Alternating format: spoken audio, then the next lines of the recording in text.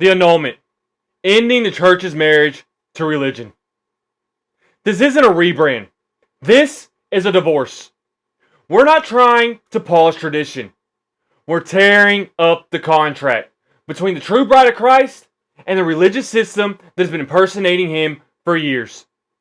The modern church didn't just flirt with religion. It married it. It took the bride of Christ and it yoked her with control, pride, hierarchy, and hype. And now, we're filing the annulment papers. Because the church Jesus died for doesn't look like this. She's not supposed to be performance driven. She's not supposed to be platform obsessed.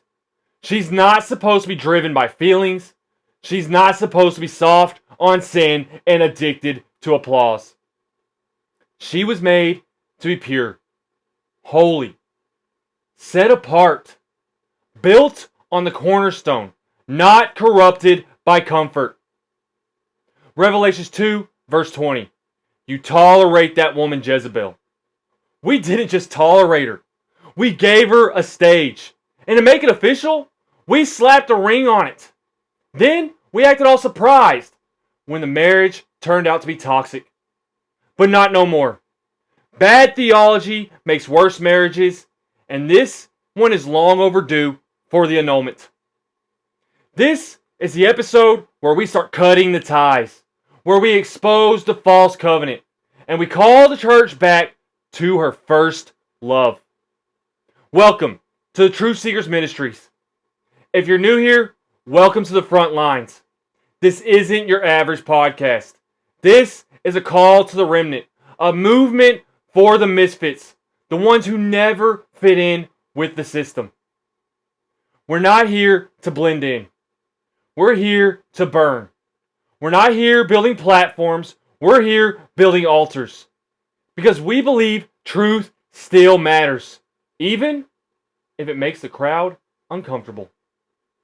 So whether you're listening from a church pew, your car, or a place of brokenness, just know you're not alone. You have found a family. Let's tear down what's fake and let's build what's real together.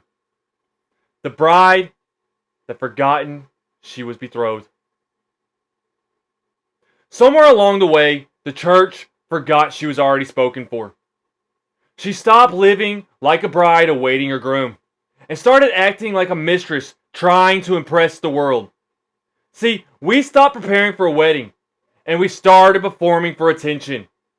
Instead of longing for his return, we choose relevance. Instead of being set apart, we settled for being seen. We traded the oil in our lamps for the clout on our platforms. We stopped focusing on the groom and we started chasing whatever sin gave us attention when we walked into the room. 2 Corinthians 11 verse 2. I promised you one husband, to Christ, so that I might present you as a pure virgin to him. But purity isn't trendy. Faithfulness isn't marketable. So we've been out here flirting with the culture while wearing his ring. Are we preparing for a wedding? Or are we just playing dress up? If the bridegroom returned today, would he even recognize his bride? See, you can't be married to the king and still sleeping with the system. The vows we never meant to keep. The church said, I do to Jesus. But somewhere along the way, we started whispering, I might, to religion. We stood at the altar with our mouths full of promises, but our hearts half committed. We wanted the benefits of covenant without the burden of obedience. We said the words, we wore the ring, we took the name, and still chased old lovers that we swore we were done with.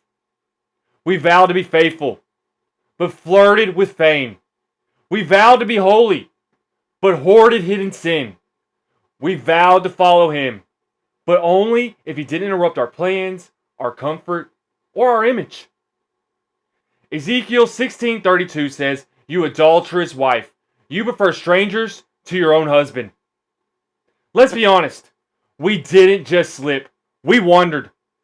We didn't just break vows, we rewrote them. We traded intimacy of Christ for applause of man. We kissed the bridegroom on Sunday, and we cheated on him the rest of the week. We weren't just unfaithful. We were strategic with it. We didn't fall into compromise.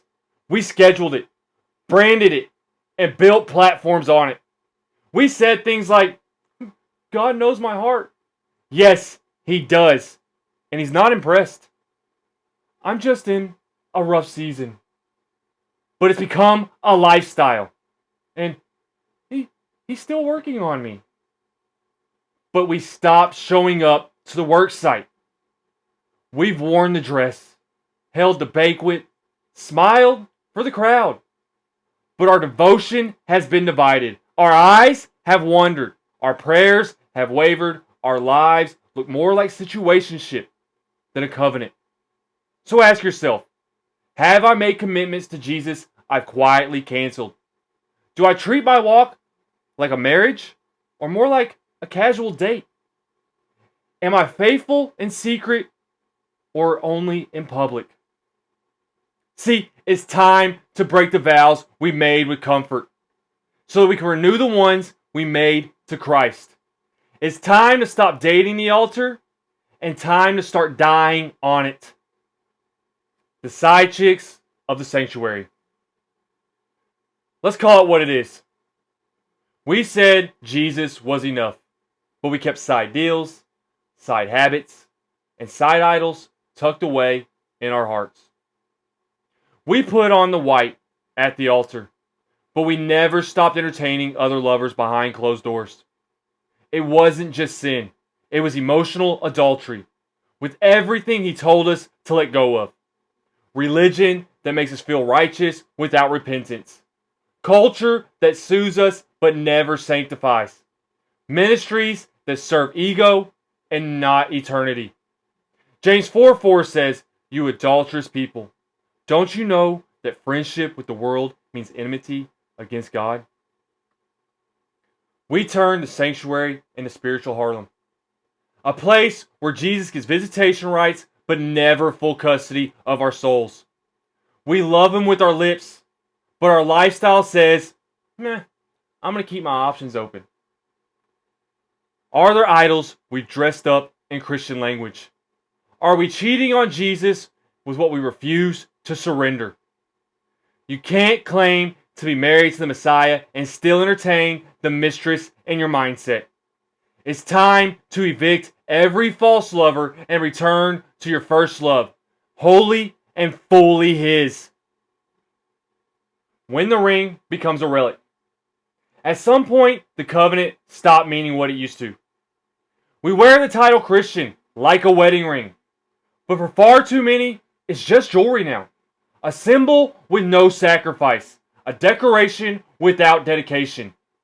We kept the ring, but lost the reverence. The ring says, hey, I'm taken.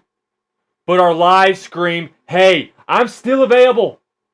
We say we belong to Jesus, but our calendars, our conversation, our compromise says otherwise. We post the verses, we wear the merch, we show up to church, but we've been flirting with other worldly things Monday through Saturday. Some of y'all post the verses, but haven't seen a Bible in months, and then ask, why am I still battling the same sin? Because you don't know His voice. You know the voice of your pastor. You know the voice of that TikTok theologian. You've been dating TED Talk sermons on the side, but you haven't spent time with the one you claim to love. Matthew chapter 15 verse 8 says, "These people honor me with their lips, but their hearts are far from me." This isn't about being perfect. It's about being committed. See, we don't accidentally honor a marriage. We fight for it. We protect it. We guard the intimacy. We resist temptation not because we're strong, but because we know who we belong to. But we've treated Jesus like a weekend spouse. He gets the ceremony, the Sundays, the spotlight moments. But the rest of the week, we ghost him like he's an awkward date. We turn the covenants into convenience. We like the benefits, the covering, the favor, the blessing, but the obedience, the sacrifice, the consecration, that gets filed under optional. It's like we want the honeymoon, but none of the humility. We want the forgiveness, but we don't want the faithfulness. So ask yourself, am I treating my faith like a covenant or a contract I could cancel at any time? Is Jesus still my first love or just my Sunday obligation?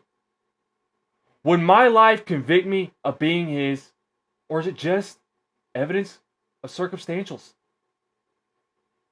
If the ring still shines, but your heart is wandering, it's time to come home. Let's stop playing the bride and start walking like the beloved.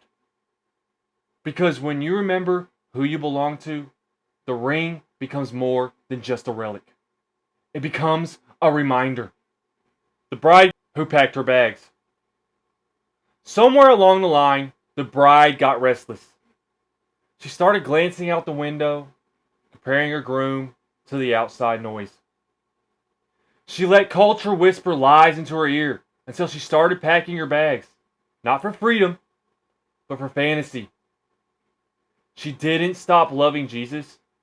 She started loving comfort even more. She didn't throw away her faith. She just compromised it, piece by piece, until all she had left was what looked more like a lifestyle brand than a covenant. We didn't leave because Jesus failed us. We left because we wanted something easier, something flashier, something that didn't require us to pick up our cross. We chased platforms over presence, applause over anointing, feelings over faithfulness, status over surrender, relevance over righteousness. We wanted a Savior who stayed quiet when our idols started to talk. We wanted the benefits of the bridegroom, but none of the burdens of being His bride. 2 Timothy 4:3 says, "For a time will come when people will not put up for themselves sound doctrine, but instead they will suit to their own desires. They will gather them a great number of teachers that will say whatever their itching ears want to hear." And here's the truth. That time isn't coming. It's here. It's now. We walked out on truth and called it progress. We embraced compromise and we called it compassion. We dipped one foot into the world and the other into the Word. And we convinced ourselves that Jesus was fine with it. But here's the even harder truth. He's not. And deep down, we know it. Because the conviction never truly left. We just learned how to silence it. We just learned how to make sermons that make us feel better instead of setting us free. So ask ourselves, what have we walked away from that God has called us to protect? Have we chosen comfort over covenant? Is my loyalty still to the King or the crowd that applauses a lukewarm walk? The bride doesn't belong in the arms of culture. She belongs at the feet of her King. Veil torn, heart surrendered, and bags unpacked. You can't carry your cross in your hands and still be holding a suitcase of compromise. The annulment. This isn't just a sermon. It's a summons. Because what we've called a relationship with Jesus might actually be a contract we never signed with our hearts. We said the words. We wore the ring. We've posted the pictures. But the intimacy, the faithfulness, the covenant, that part got left at the altar. We've got churches full of people who are married to the idea of Jesus, but never gave Him their lives. And now the Spirit is saying it's time to annul the fake marriage. It's time to cancel the agreement with religion, with culture, with comfort. And finally, fully give our yes to Christ.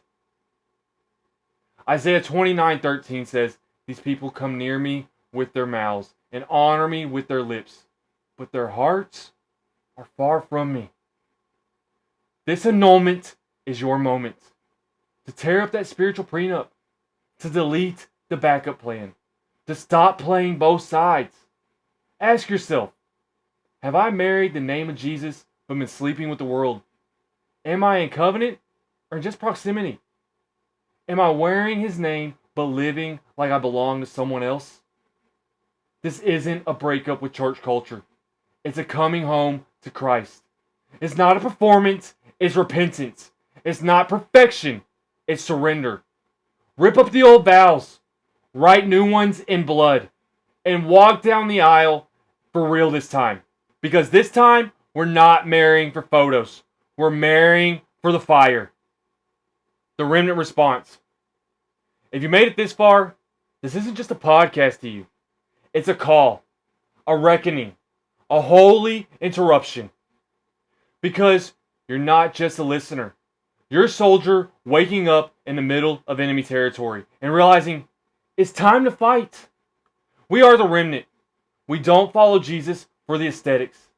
We follow him for the altar. This is the moment we rip off the fake ring. We stop showing off spiritual selfies and we step into the blood-bought marriage that causes comfort.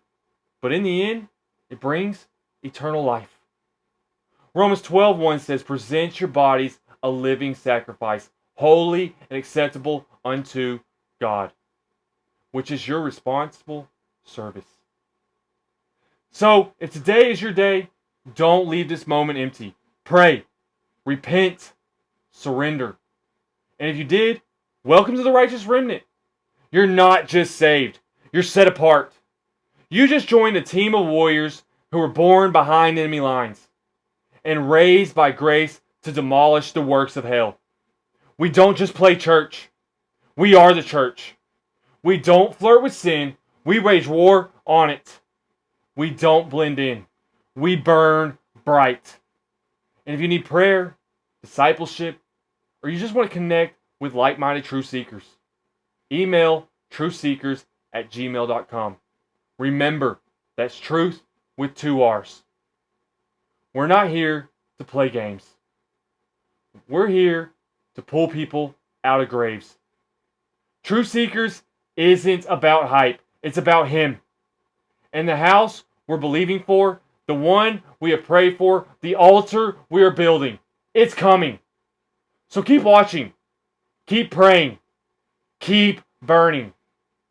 And to those who have been praying with us, encouraging us, and standing in faith, thank you. Your support is the kind of kingdom work that shifts the atmospheres. We feel your prayers. We're walking the mission because you've been walking with us. Now, I ask you to join us next time. Next time, we're going after the false wedding. We're calling out the fake groom the world's been worshiping. So I ask you to join us and not to miss it. Until next time, stay curious, stay engaged, and as always, stay truthful.